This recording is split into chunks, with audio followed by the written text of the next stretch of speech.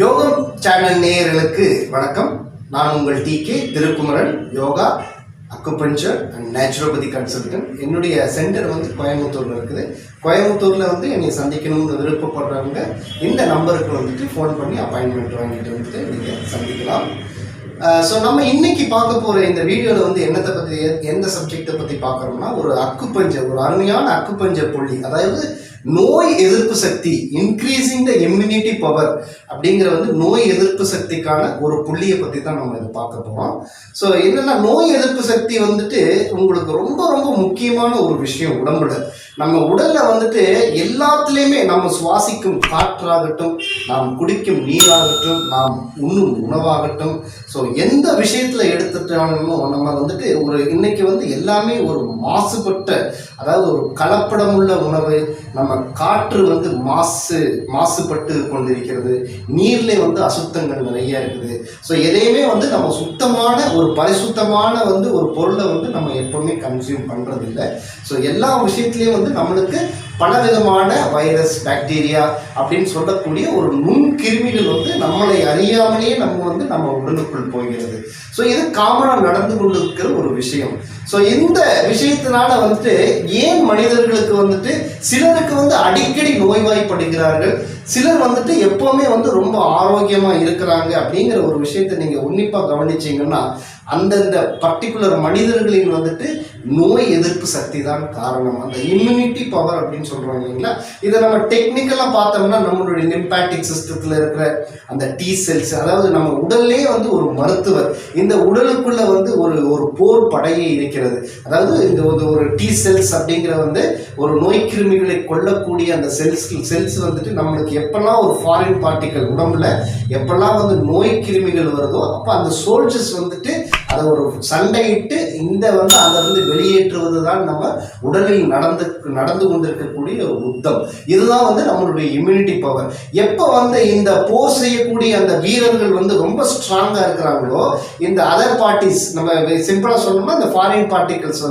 எதிரி நாட்டு படையினர் தோற்று விடுவார்கள். ஸோ எப்போ இந்த நம்மளுடைய நாட்டு படை வீரர்கள் கம்மியாகி அவங்களுக்கு வலிமை இழந்து வருகிறார்களோ, அப்போ இந்த அதாவது எதிரி நாட்டு படைகள், ஃபாரின் பார்ட்டிகல் சொல்லுவோம். ஸோ இது அவங்க வலிமை அடைந்து அவங்க தன்னுடைய உடலை கொஞ்சம் கொஞ்சமாக ஆக்கிரமித்து ஒரு காலகட்டத்தில் ரொம்ப ஒரு பெரிய அளவில் நம்மளுடைய உடம்பை ஆக்கிரமித்து அது நோயாக வெளிப்படுத்துகிறார்கள். ஸோ இதுதான் நோய் அப்படிங்கிற ஒரு பிரச்சனைக்கு உண்டான காரணம். ஸோ இப்போ இந்த நோய் வராமல் தடுக்கணும் அப்படின்னா, நம்மளுடைய உடம்புல இருக்கிற நேச்சுரலாகவே, அதாவது இயற்கையாகவே இருக்கக்கூடிய அந்த நோய் எதிர்ப்பு சக்தியை நாம் அதிகரித்துக் கொள்ள வேண்டும். ஸோ இது எப்படிலாம் அதிகரித்துக் கொள்ளலாம் அப்படின்னா, நம்மளுடைய உண்ணும் உணவுகளாகட்டும், அல்லது நாம் செய்யக்கூடிய அந்த உடற்பயிற்சிகள், யோகா, பிராணாயாமா, மூச்சு பயிற்சி, அல்லது நாம் செய்யக்கூடிய ஒர்க் அவுட்ஸு, நம்ம உடலை கட்டுக்கோப்பாக வைத்துக் கொள்வது, நம் மனதை ரொம்ப ஆரோக்கியமாக வைத்துக் கொள்வது,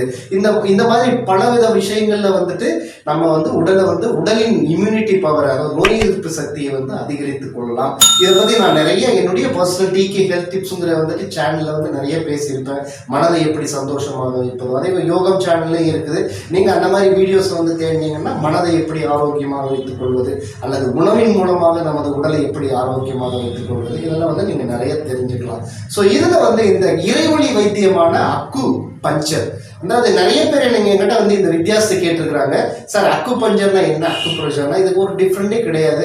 அக்கு பஞ்சர் அப்படின்னா ஒரு சிறு ஊசிகளால் நமது உடலில் உள்ள அந்த மெரிடியன் பாயிண்ட்ல நாம் ஒரு சின்ன ஊசியால் குத்தி விடப்பட்டு அந்த புள்ளிகளை தூண்டுவது தான் அக்கு பஞ்சர் என்று அழைக்கப்படுகிறது. இந்த அக்கு பிரஷர் அப்படின்னா நாம் கை விரல்களாலேயே அந்த புள்ளிகளை நாம் அழுத்தம் கொடுப்பது அக்கு பிரஷர் என்று அழைக்கப்படுகிறது. இதுதான் ஒரு சின்ன டிஃபரன்ஸ்.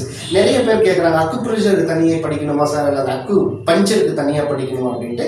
எந்த விதமான பெரிய டிஃப்ரெண்ட் இல்லை. கைகளால் அழுத்தி விடுவது ப்ரெஷர், நாம் கைகளால் ப்ரெஷர் கொடுக்குறோம். சின்ன ஊசிகளால், சின்ன சின்ன ஊசியை கொண்டு நமது நுண்ணிலையான அக்குபஞ்சர் நீடல்ஸ் அப்படின்னு சொல்லுவோம். ஸோ அந்த நீடல்களால் நமது அந்த பாயிண்ட்ஸில் அழுத்தம் கொடுப்பது, அதாவது குத்தி விடுவது, பஞ்சர் பண்ணுவது அக்கு பஞ்சர் அழைக்கப்படுகிறது. ஸோ இப்போ இந்த நோய் எதிர்ப்பு சக்தி அப்படிங்கிறது பார்த்தீங்கன்னா, நம்மளுடைய கை, அதாவது இப்படி மடிச்சிங்கன்னா இந்த இடத்துல ஒரு பாயிண்ட் இருக்கும். இதுதான் லார்ஜ் இன்டெஸ்டைன் 11. இந்த கோடு முடியும். இந்த கையை மடிச்சு படிச்சீங்கன்னா இந்த கோடு முடிவடையும் இடத்துல வந்து லார்ஜ் இன்டெஸ்டைன் 11 என்ற ஒரு புள்ளி LI11 என்ற புள்ளி அமைந்திருக்கிறது.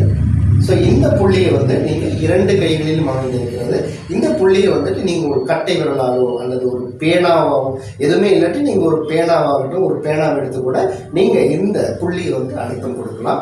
இது 2 கைகளிலும் அமைந்திருக்கிறது. 2 கையிலையுமே வந்து நீங்கள் அழுத்தம் கொடுக்கலாம். இந்த புள்ளியை எப்பெல்லாம் கொடுக்கலாம், யாரெல்லாம் கொடுக்கலாம் அப்படின்னா தினசரி யார் வேண்டாலும் கொடுக்கலாம். ஆண் பெண் குழந்தைகள் எல்லாருமே வந்து இந்த ப்ரெஷர் ஒரு கைகளால் ஒன்றுமே இல்லாட்டி நமக்கு அதாவது இந்த அக்குபஞ்சர் அப்படிங்கிறது வந்து ஒரு கிஃப்ட்னே சொல்லலாம். ஏன்னா இதுக்கு வந்து எப்பேற்பட்ட ஒரு பெரிய எக்யூப்மெண்ட்ஸ் தேவைப்படாது அல்லது ஒரு ஹாஸ்பிட்டலுக்கு போகணும் இல்லை. இது வந்து ஒரு நிறைய காசு அதாவது பணம் செலவழிக்கக்கூடிய ஒரு மருத்துவம் இல்லை. நமது உடல்களில் இருக்கிற ஒரு புள்ளிகளை வந்து எந்தவித செலவுகள் இல்லாமல் நாமே நமது கைகளால் அழுத்திவிட்டு இந்த நோய்களிலிருந்து வெளிவருவதுதான் இந்த அக்குபஞ்சர் என்று அழைக்கப்படுகிறது. ஸோ இந்த நமது கைகளாலேயே நம்ம இந்த புள்ளியை வந்து அழுத்தம் கொடுக்கலாம். எப்பெல்லாம் கொடுக்கலாம், நம்மளுக்கு எப்பெல்லாம் சோர்வாக இருக்குது, மயக்கம் வர்ற மாதிரி இருக்குது, காய்ச்சல், குழந்தைகளுக்கு அடிக்கடி வந்துட்டு காய்ச்சல் வரும். நீங்கள் ஃபீவராக இருக்கிற டைமில் வந்து ஃபீவருக்குன்னே வந்து தனியாக நான் ஒரு வீடியோ போட்டிருப்பேன், அதை பாருங்கள் ஃபீவர்னா என்னன்ட்டு. ஃபீவர் இருக்கிற டைமில் நீங்கள் இந்த அக்குபஞ்சர் புள்ளியை வந்து நீங்கள் அழுத்தம் கொடுத்து கொண்டு வரலாம். LI11ங்கிற ஒரு புள்ளியை வந்து அழுத்தம் கொடுத்து வரலாம். சோர்வாக இருக்கிறீங்களா, சோர்வாக இருக்கிற டைமில் கொடுக்கலாம். இல்லை மயக்கம் வர மாதிரி இருக்குதா, மயக்கம் வர அந்த டைமில் கொடுக்கலாம்.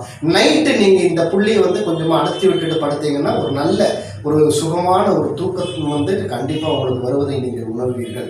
ஸோ இந்த மாதிரி நல்ல தூக்கத்துக்கு வந்து இந்த புள்ளியை வந்து நீங்கள் அழுத்தம் கொடுக்கலாம்.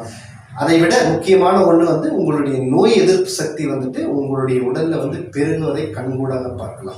நோய் எதிர்ப்பு சக்தி எப்பெல்லாம் நம்மளுக்கு வந்துட்டு அதிகமாகுதோ உங்களுடைய உடல் இருக்கக்கூடிய நாள்பட்ட வியாதிகள், அதாவது கிரானிக் டிசீஸ் அப்படின்னு சொல்லுவோம், acute disease and chronic disease அப்படின்னு சொல்லுவோம். ஸோ இந்த கிரானிக் டிசீஸ்லாம் வந்துட்டு கொஞ்சம் கொஞ்சமாக உங்கள் உடலை விட்டு வெளியேறுவதை நீங்கள் முழு மனதாக உணரலாம். ஸோ இந்த ப்ரெஷர் பாயிண்ட்டை வந்து நீங்கள் எப்போவுமே தினசரி கொடுத்துட்டு வந்தீங்கன்னா உங்களுடைய நோய் எதிர்ப்பு சக்தி வந்துட்டு நல்ல ஒரு வளர்ச்சி பெறும் அப்படிங்கிற ஒரு மெசேஜை உங்களுக்கு சொல்லி இந்த வீடியோ உங்களுக்கு பிடிச்சிருந்துச்சுன்னா கண்டிப்பாக லைக் பண்ணி ஷேர் பண்ணி TK ஹெல்த் டிப்ஸ் மற்றும் யோகம் சேனல் ரெண்டையுமே சப்ஸ்கிரைப் பண்ணிவிட்டு இது மற்றவர்களுக்கும் தேவைப்படும் அப்படின்னீங்கன்னா இந்த வீடியோ வந்து நீங்கள் எல்லாருக்கும் ஷேர் பண்ணலாம். மீண்டும் அடுத்த ஒரு நல்ல நிகழ்ச்சியில் உங்களை சந்திப்பது உங்கள் TK.